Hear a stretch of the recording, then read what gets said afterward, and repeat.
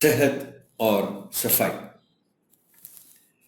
صحت اور صفائی کا ایک مستقل ساتھ ہے۔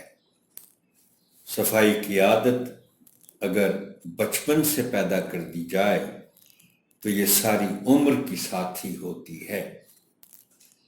بچپن کی سیکھی ہوئی بات ہمیشہ یاد رہتی ہے۔ اللہ تعالیٰ نے صفائی کو ہمارے ایمان کا حصہ بنا دیا ہے۔ وضو ہمارے دین کا ایک لازمی جز ہے۔ مسلمان دن میں 5 مرتبہ نماز سے پہلے وضو کرتے ہیں۔ جراثیم منہ، ناک، آنکھ، ہاتھ اور پاؤں کے ذریعے سے ہی جسم میں داخل ہوتے ہیں۔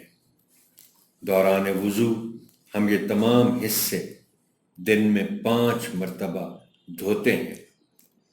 اسی طرح کھانا کھانے سے پہلے بھی ہاتھ دھونے کا حکم ہے۔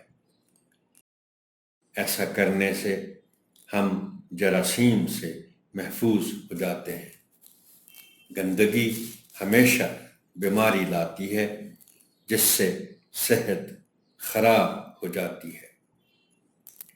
زندگی کا تمام لطف ختم ہو جاتا ہے۔ ذاتی صفائی کے علاوہ ارد گرد کے ماحول کو صاف رکھنا بھی ہماری ذمہ داری ہے۔ گھروں کو صاف ستھرا رکھنا اور کوڑے کرکٹ کو مناسب طور پر ٹھکانے لگانا ہماری ذمہ داری ہے۔ اس سے ہم صحت مند رہتے ہیں اور اللہ تعالیٰ بھی خوش ہوتے ہیں۔